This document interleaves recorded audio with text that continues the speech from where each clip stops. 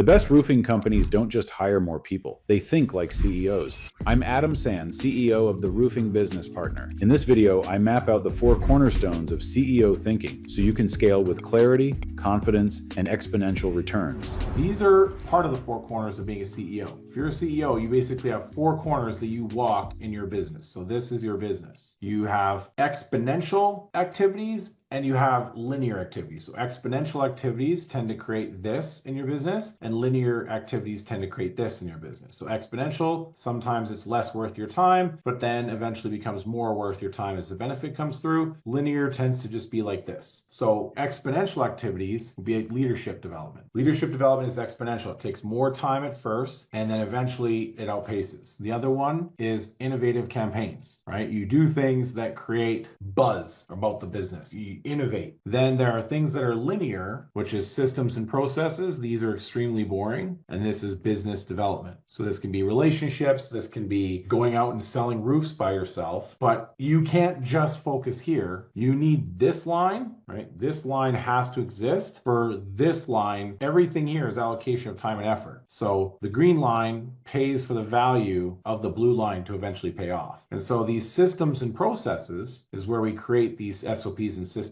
This can be done with any simple project management tool. ClickUp, Monday, Google Sheets. Google Sheets is fine. Best thing I ever learned about task management is that if we have a list of tasks, this saved RBP at one point, was learning this, which is that every task needs to have a due date, but it's not the due date, it's the due date. Due. The day that you do it. You don't set deadlines, you have days that you do things. Second thing is one person in one sitting for 15 minutes to 4 hours. So anything that exists on a task on a person's calendar has to have the date that you're going to do it. So the assigned date that it will be done. This task has to be one person that does that task in one sitting. It's 15 minutes to 4 hours. Like, what if you have a deliverable that requires multiple people? Then you have a task which is assigned to no one. This was a huge thing for me to learn this. A task assigned to no one. It's defined as a non-actionable task. This is more for reporting. And then under that, you have subtasks, which then is assigned to Adam Sand and Charlie Dreamworks, Abner Miller. And you have a time estimate of this one's going to take 15 minutes, this one's going to take 2 hours, and this one's going to take 1 hour. The biggest thing that I learned was that a due date is a due date. The date you do it's one person, one sitting in 15 minutes to 4 hours. So every task has to have a due date, an assignee,